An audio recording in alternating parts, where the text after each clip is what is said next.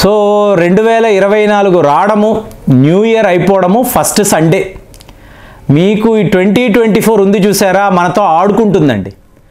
మీకు ఇంతవరకు మానవ చరిత్రలో 2024 లాంటి సంవత్సరము మీకు ఎప్పుడు వచ్చింది లేదు, ఇక రాదు కూడా. ఎందుకు ఇలా చెప్తున్నానంటే, నేను కొన్ని వీడియోస్లో ఇదే మాట్లాడుతున్నాను. 200 కోట్ల మంది ప్రజలు పోయిన వీడియోలో మాట్లాడాము, ఈసారి వీళ్ళు ఓట్లు వెయ్యబోతున్నారు. అంటే పిల్లల్ని వదిలేసేయండి, మీకు ఓటింగ్ ఎలిజిబిలిటీ ఉన్నవాళ్ళు 200 కోట్ల మంది. అంటే ఈ గ్లోబ్లో మీరు చూసారంటే, ఈ గ్లోబల్ కంట్రీస్లో చూసారంటే 50% ఆఫ్ ద కంట్రీస్లో ప్రజలు ఓట్లు వెయ్యబోతున్నారు. జస్ట్ మీరు ఇమాజిన్, ఇలాంటి పరిస్థితి ఎప్పుడైనా మనము చూసామా?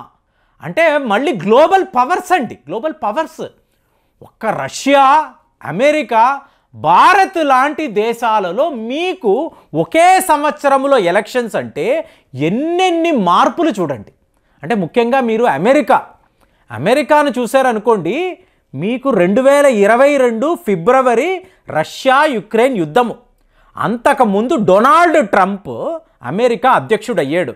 ఎలా అయ్యాడు అంటే, రష్యా హ్యాకర్స్ చేసిన పని. రష్యా హ్యాకర్స్ విరుచుకుపడ్డారు. మీకు అంటే అమెరికా వెబ్సైట్స్లోకి వెళ్ళి ఎన్నో రకాలుగా మతలబులు వ్లాదిమిర్ పుతిన్ పర్యవేక్షణలో జరిగింది. కాబట్టే డొనాల్డ్ ట్రంప్ అక్కడ అధ్యక్షుడు అయ్యాడు.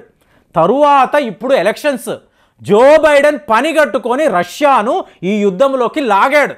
ఇవాళ పుతిన్కి అమెరికా మీద ఎంత కోపం ఉంటుంది జస్ట్ మీరు ఇమాజిన్ చేయండి. సో ఇప్పుడు ఇవాళ ఇది ఎలక్షన్స్ అన్నప్పుడు ఒక చాట్ జీటీపీ అనండి, లేదా గూగుల్ వాళ్ళ జెమినీ అనండి, బార్డ్ అనండి, ఇలాంటి ఆర్టిఫిషియల్ ఇంటెలిజెన్స్లో పనిచేసే పరికరాలను పెట్టుకొని సాఫ్ట్వేర్ అనండి, హార్డ్వేర్ అనండి, టెక్నాలజీ అనండి, వీటిని రష్యా వాళ్ళు హ్యాక్ చేయడం మొదలు పెడితే అమెరికా ఎలక్షన్స్ ఏమవుతుంది అంటే, కమలా హ్యారిస్ గారు అమెరికా అధ్యక్షురాలుగా అయిపోతారా? వ్లాదిమిర్ పుతిన్ అలాగే ఆలోచిస్తున్నాడా? ఈయన శాసనము ఇలాగే ఉందా?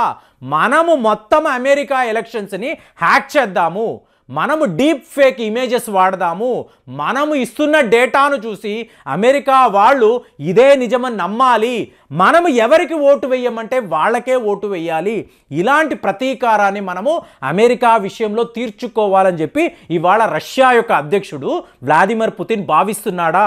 మరి అంత పెద్ద యుద్ధము చేయించారు కదా, ఆ దేశాన్ని ఎంతలాగా మీరు నష్టము కలిగించారు, ఈ ఎలక్షన్స్ని వాళ్ళు విడిచిపెడతారా?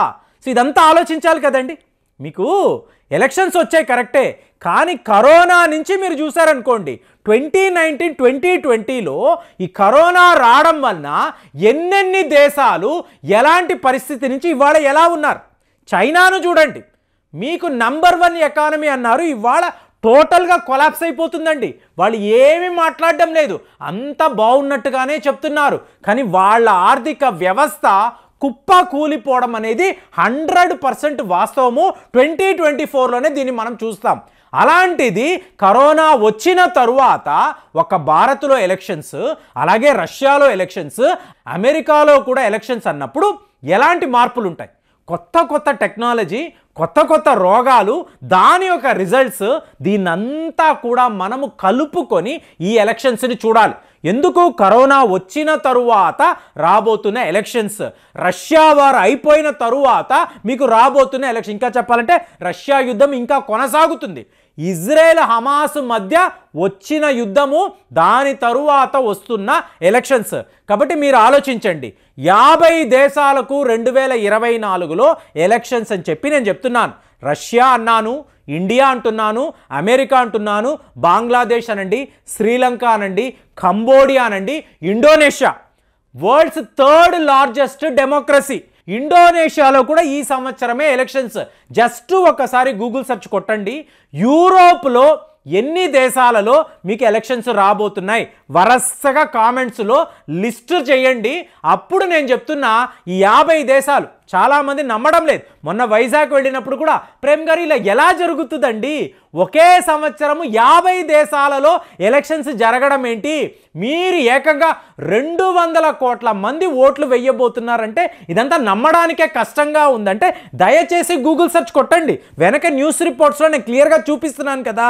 కానీ మీరు కూడా ఎక్కడెక్కడ ప్రతి ఒక్క దేశాన్ని తీసుకొని ఇంకా చెప్పండి, యూకే చాలామంది మర్చిపోతారు, యునైటెడ్ కింగ్డమ్లో కూడా పాకిస్తాన్లో కూడా 2024లోనే ఎలక్షన్స్ కదండి.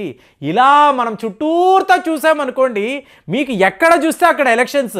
సో ఇందులో మన మిత్రులు ఉన్నారు, మన శత్రువులు ఉన్నారు, వీళ్ళందరూ కూడా ఎలక్షన్స్లో పాలు పంచుకోబోతున్నారు. మీకు పాకిస్తాన్లో ఇమ్రాన్ ఖాన్ లేడు, చాలా పెద్ద ఇండియా యొక్క సపోర్టర్, వాడు లేడు. మరి నవాజ్ షరీఫ్ వస్తాడా అంటే ఇవాళ అక్కడ ఎలక్షన్స్ జరుగుతాయా జరగవా, వాళ్ళ యొక్క భిక్ష పాత్ర ఇంకా కూడా ఎంటీగానే ఉంది.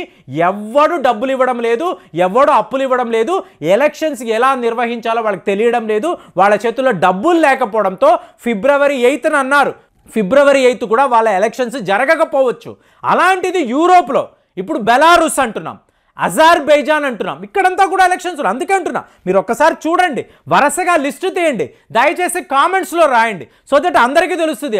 ఆహా, ఇన్ని దేశాల్లో ఎలక్షన్సా, ఇంతంతమంది పాలు పంచుకుంటున్నారా, మరి ఎవరికి ఛాన్స్ ఉంది, ఎవరు గెలవచ్చు, ఎవరు ఓడిపోవచ్చు. ఇండియా అన్నారనుకోండి, భారత్ వర్సెస్ ఇండియా అని ఒక కొత్త రకమైన స్లోగన్ ఇంతకుముందు ఎప్పుడూ మనం వినలేదు, ఫర్ ద ఫస్ట్ టైం వినబోతున్నాం. ఇక రష్యా అన్నారనుకోండి, ఎవడో ఒక బలహీనమైన నాయకుడు నేను వ్లాదిమిర్ పుతిన్ని ఎదిరించి ఈ ఎన్నికల్లో పాలు పంచుకుంటాను అంటున్నాడు. అక్కడ సపోర్ట్ చేయడానికి ఎవరూ లేరు, అందరూ కూడా ఏకపక్షంగా మీకు వ్లాదిమిర్ పుతిన్కే ఓట్లు వేస్తారు, మీకు 2030 వరకు కూడా ఆయనే రష్యాను పాలిస్తాడు అంటున్నారు. కానీ ఇక్కడ వ్లాదిమిర్ పుతిన్కి చాలా పెద్ద గండము ఉందండి. 2024లో వ్లాదిమిర్ పుతిన్ మీద హత్యా ప్రయత్నము ఎన్నోసార్లు జరగవచ్చు. ఇది బాబా వంగా చేసిన ప్రిడిక్షన్. కాబట్టి 2024లో వ్లాదిమిర్ పుతిన్ చాలా జాగ్రత్తగా ఉండాలి, ఇదే ఆయన భవిష్యవాణి అని చెప్తున్నారు.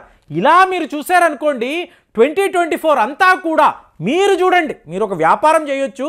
నేనేమంటున్నానంటే ఒక డైరీ పెట్టుకోండి, ప్రతిరోజు మీ వ్యాపారం ఎదగడానికి మీరు ఏం చేశారు, దానికి కావలసిన ఎఫర్ట్స్ మీరు పెట్టారా, అడుగడుగున మీ వ్యాపారము సక్సెస్ అవ్వడానికి మీరు పెట్టిన ఎఫర్ట్స్ ఏమిటి. నేనైతే అదే చేస్తున్నాను.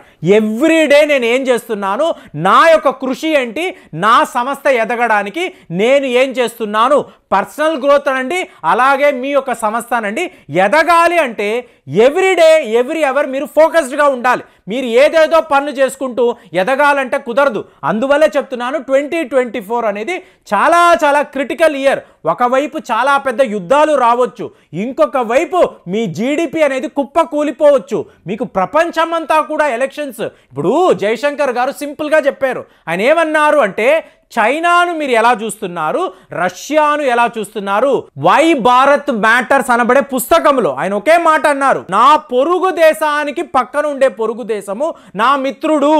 సో వాడు నా మంచి గురించి ఆలోచిస్తాడు. ఏంటి, నా పొరుగు దేశము చైనా, వాడి పొరుగు దేశము రష్యా ఎప్పుడూ కూడా నా మిత్రుడే, నా గురించే ఆలోచిస్తాడని చాలా అద్భుతంగా. ఇది ఎవరు చెప్తారు, చాణక్య నీతిలో ఆయన చెప్తాడు. నీ శత్రువు పొరుగు దేశము అనుకో, ఆ పొరుగు దేశానికి పక్కన ఉండే దేశము నీ మిత్రదేశం. ఇది చాణక్య నీతి. దీనిని జయశంకర్ గారు ఈ పుస్తకాన్ని రిలీజ్ చేస్తున్నప్పుడు ఆయన మాట్లాడాడు. చాలా గొప్ప విషయం. కాబట్టి నేను అనేది 2024 విషయంలో జాగ్రత్తగా ఉండండి, ప్రతిరోజు కూడా అలర్ట్గా ఉండండి. మీరు ఎదగడానికి ఏమేమి చెయ్యాలో, ఎలాంటి ఎఫర్ట్స్ పెట్టాలో 100% పెట్టండి. 2024ని జయిద్దాం. ఇది మంచికి అవ్వచ్చు, చెడుకి అవ్వచ్చు, కానీ ఎవరు కూడా 2024ని మర్చిపోలేరు. ఎన్నో మెమరబుల్ ఈవెంట్స్ అనేవి జరగబోతున్నాయి. మరి మీరు చెప్పండి, మీ జీవితంలో వారం రోజులైతే గడిచింది, 2024లో మీరు ఎలా ఎదగబోతున్నారు, మీ యొక్క రెజల్యూషన్స్, మీ యొక్క ఎఫర్ట్స్, కొత్త టాస్కులు ఎలా ఉన్నాయి ఆలోచించి నేను చెప్పిన 50 దేశాలు కుదిరితే లిస్ట్లో రాయండి. కామెంట్స్లో మీ అభిప్రాయాలు తెలియజేయండి. మళ్ళీ వచ్చే వీడియోలో కలుద్దాం. జై హింద్.